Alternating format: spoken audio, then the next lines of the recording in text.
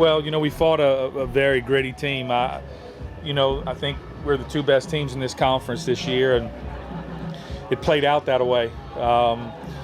There's only really one way you're going to try to beat them, is they've got such great pitching. You've got to try to answer them with pitching and defense, and we were able to do that. And Gunner did a great job today on 3 days rest, gutting it out for us and keeping the game close, because if you get behind too much on those arms, you're going to be finished. And, he bent. We kicked the ball one time. He came back and got that critical double play for us, and he never broke. And he kept us where we needed to be. And then they put us in a position to where, Tross got the barrel on top of the ball. That guy's throwing really hard. If you put leverage on him, the ball's going to jump.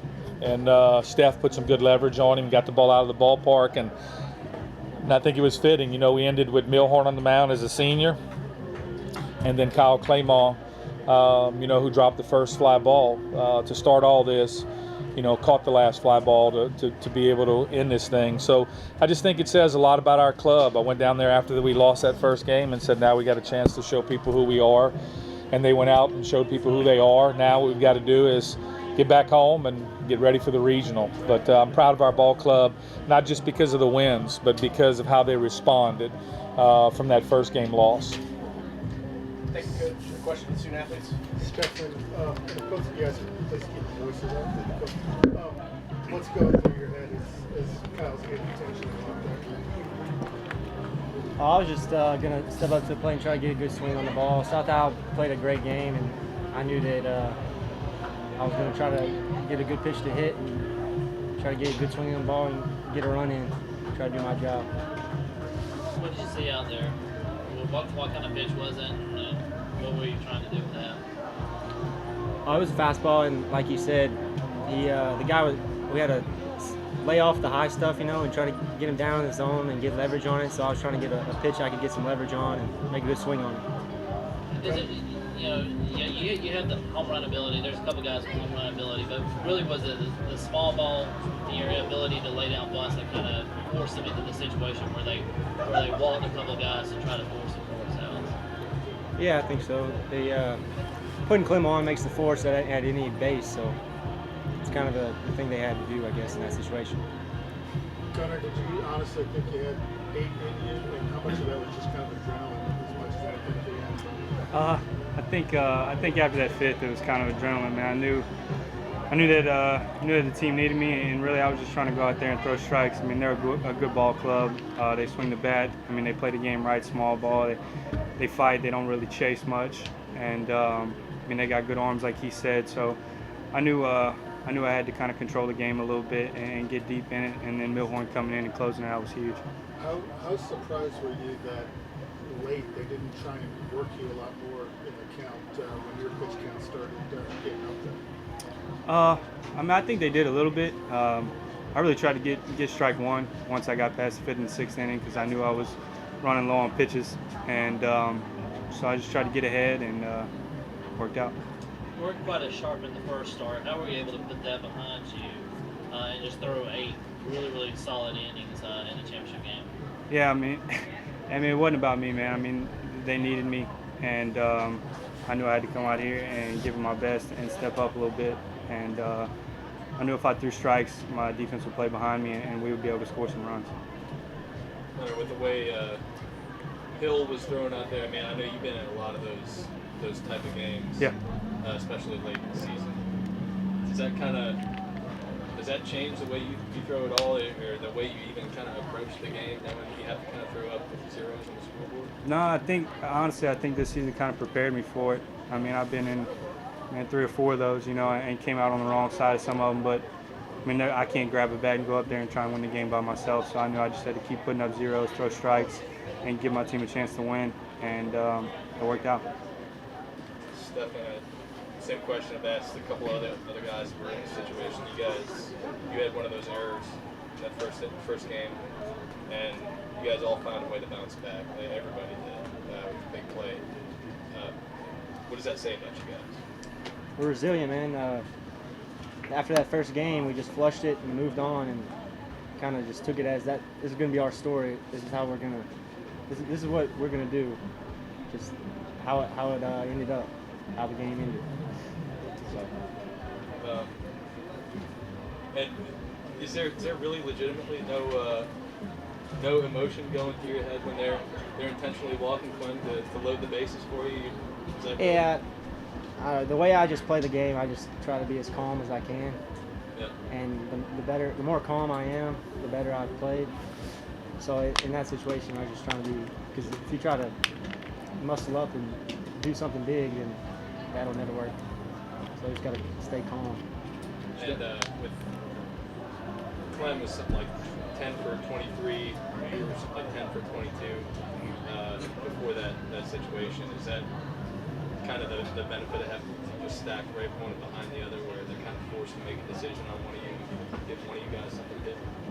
Yeah, Clem's been swinging it really well, and I like where we are in the order. And we just keep swinging well, keep playing well, go into this regional, see what we can do. Should both of you guys, I mean, obviously both of you weren't here last year for the run. With all the outside talk about the quote-unquote rebuilding, supposed rebuilding or no rebuilding, what does it mean for you guys to get there again? I think it's huge, man. We decided a long time ago that it wasn't going to be a rebuilding year. That was one of our big things, that we didn't want that. I know these seniors didn't want that, and I know my high school coach always told me that don't be the freshman that these guys don't want out there. It causes distractions. I mean, some of these guys might not ever play baseball again, and so they're counting on you, or they're counting on other people. I mean, you got to step up for them and do the right thing.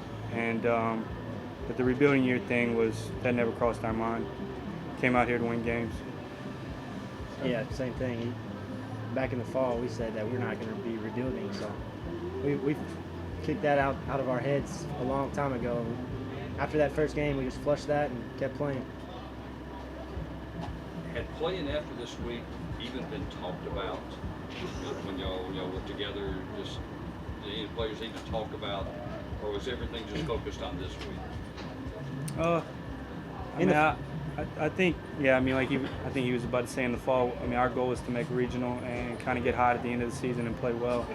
But I mean, you play one game at a time, especially after that first game loss. You got to kind of take it pitch at a time, an inning at a time, or you get kind of consumed by the moment. And so you just take it one moment at a time, win each moment, win each inning, win each pitch. Yeah, you said it right. You hit it right on the note. Gunnar, how did you guys respond after that, especially with the way that first loss happened? How did you guys kind of put that behind you and rip through 5 straight to win? It's tough, man. It's tough. Like he said just a while ago, I mean, we just kind of made a decision. He told us after that loss, he told us we had a chance to prove who we were, and we knew that first game wasn't who we were. And kind of came together and just made a decision, man. Made a decision that we believed in each other, that we're going to have each other's back, and we're going to do anything that we had to do. Thanks, guys. Thanks, guys. Thanks, fellas.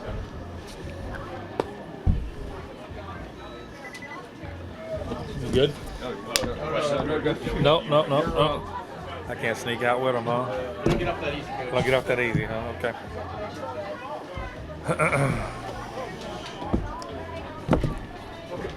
Well, Coach, if you could, I mean, obviously, a lot of emotions in the game today. Just kind of talk about your process of Coach trying to, keep them even keel out there with so much going on. Well, the big thing that you got to try to do against this team, they want to speed you up. They want to run the bases, drop a bunt down, make you throw a ball away. And I kept telling Gunner, we're not going to get many runs off this guy.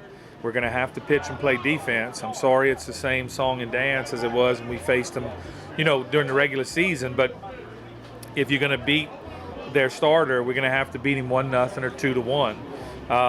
And you're going to have to hold the fort for us and try to get us to Millie. And Gunner did just an outstanding job of made the error, came back and got the critical ground ball double play. We kept coming back after setbacks, and that's the one thing that this team's been good about all year is responding. And we knew if we let the game get away on us, any part of the game, I thought it might have been over because of the arms they run out of there. And we were just fortunate enough to keep where we were And then I think the biggest critical play, we could have got down after the tag out at home, and quit there, but they never did. And then I think the biggest key was the 2-strike bunt from Butler. I think that forced their hand, and that eventually led them to the loading the bases loaded. And Tross was behind me, in the bat rack, and we kept saying, just need a paintbrushing. You don't want to try to hit a guy like this with a lot of energy and work uphill on him. He's throwing too hard. What you want to try to do is just like you have a paintbrush, you just want to just put some leverage on him, because he's supplying the velocity. If you put just a little bit of leverage, the ball's going to jump. And Trosclair got above the ball by walking him and kind of pigeonholed him a little bit, because he couldn't walk a guy, and he got the ball down. 93 to 95 up here is 107. I mean, it just is. You have to get the ball down, and we finally got the ball down, and we were in a field that if you get the ball up, the wind was blowing crossways, and he just put a great swing on it. He's a grinder, though. He's been that way all year. His baseball IQ is through the roof, and I can't say enough about the big lick he dropped on him. And again, fitting for Milhorn to end on the mound and Kyle Claymore to make the last out. He didn't seem to think that much of it, but how confident were you to see him particularly step to the plate? Well, we were glad it was him, because we knew he wasn't going to be a free swinger, and we still had a chance for him to walk a run in. This isn't professional baseball. The pros do that all the time, and they're used to it. The problem when you do it against college guys, sometimes it can spook them, because they normally don't intentionally walk the bases loaded throughout a ball game. They just don't. Big leagues do it all the time, but we had the right guy up that's not a free swinger. We knew he wasn't going to be able to climb the ladder on him. And even on the first pitch, that first pitch was a marginal pitch that he took. That was called a pitcher's pitch, and he took it, and the umpire balled it. But we knew we had a good guy up there that was going to be a tough out. If somebody would have told me he's going to hit a ball over the wall, that'd have been nice. But we knew we had the right guy up at the right time that was going to have a good professional at bat. If Leger go 8 in a game that goes 12, how big is that? Well, it's huge. He's more of a finesse. He's a pitcher. He's not a power guy. So we felt that we could ride him a little while, as long as he could command the strike zone. He could continue to back and forth. And he just did a great job all day of just back and forth, plus and minus. And every once in a while he'd spin a breaking ball in there just to keep him honest. And he's just such a warrior, man. I mean, it's a credit to Coach Cicchini and Barb High School. Their players are so prepared when they hit college.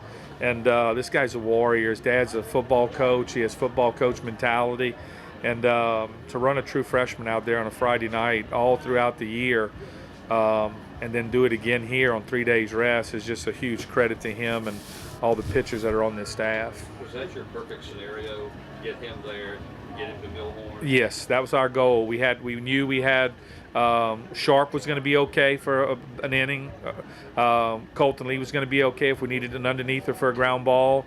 And we had Bazar and Carter, the two most velocity guys down in the pen, because today the ball wasn't carrying. I say that, we hit a ball out of the ballpark, but the ball wasn't playing like it was earlier in the week. So we felt if we needed velocity at the end of the game, we would maybe go Carter or Bazar.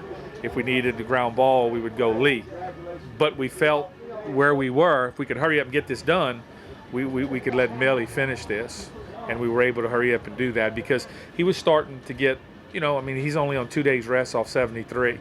But he's a senior. I knew he'd give us everything he's got, and he was kind of destined. Last year we had to keep sending him out, come and get him. He got injured, sending him out, come and get him. I sent him out in a big game last year in the conference tournament championship and had to come get him. And I just think he was destined to come back and finish this thing, and it's so good that he finished this thing and ended up on the mound as a senior. So he was your first guy no matter what. No matter what. Milhorn was my first guy. How impressive was Hill against you guys today on 2 days rest? Shoot, guy's good, man. I mean, if you can get one off of him, get it, and then try to beat him 1-0. I think he lost a couple weeks ago 2-1. It's the only way you're going to beat the guy. He's just good. He's really good, and the guy they ran in behind him's good. I mean, those guys had some serious arms, and we knew today would be a grind. We knew we couldn't come out here today and try to score 10 runs to win. We just knew today was going to be a grind, and we just grinded it out until we got the big lick from Trosclair. You've talked a lot about all the losses, but you also have talked about the no rebuilding part of it. How surprised are you to be in your third straight region? Well, I think it's a testament to those 5 seniors, man. I mean, again, we had some knockdown dragouts in the fall, with this is not a rebuilding year, and they never really wanted that, and the only way that we were going to do it was the freshmen were going to have to pitch, and the seniors were going to have to play big, and Kyle Claymont's played big all year. I mean, we've literally moved Davis and Butler to the 8 and the 9 hole, and Clem has really played big up the top. And then we kind of found a little bit of rhythm with our lineup, by sticking Conrad and Joe, letting him platoon. About 3 weeks ago, we started talking about letting Joe and Conrad platoon, letting one of them hit maybe in the 2 spot, and then push our lineup down a little bit. And then our hitters got going at the bottom of the order.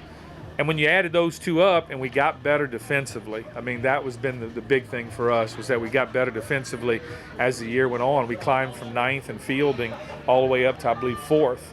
So when you get better defensively, we were already a decent hitting team, we were already a good pitching team.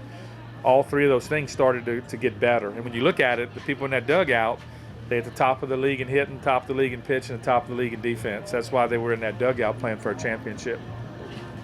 Look at it. Clem, Trosclair, Marks, Moore, and even to a lesser degree, Conrad, AJ. Sure. All bounce back in a big way from either mistakes or somehow. No doubt. Outings. And that was kind of the theme for you guys this year. Well, it has been. That's the key with the pack. The pack says to, respond. Don't worry about what's happened. Respond. Nothing's ever good or bad. It's how you see it. And this team did a great job after that first loss of not seeing the bad in it and moving on. And again, like today, I mean, Gunner's grinding. We only got 1 run. We see that we're not going to score runs. All of a sudden we do a tag up. He gets caught running down the line, tags up, gets thrown out at the plate. Our coach gets ejected. We just keep moving. We built all year on a saying we have no codependency. Don't be dependent on us as coaches. If one of us gets thrown out, if I can't be there to call pitches, we ought to still be able to play. We don't want codependency. And this team has done a good job of not having to be codependent always on its coaches. How does it feel not to be picking up equipment Monday and watching a selection show? Oh, man, Dan, I've been doing this 29 years now, and I either have a good Memorial Day or a bad one. And tomorrow's going to be a good one.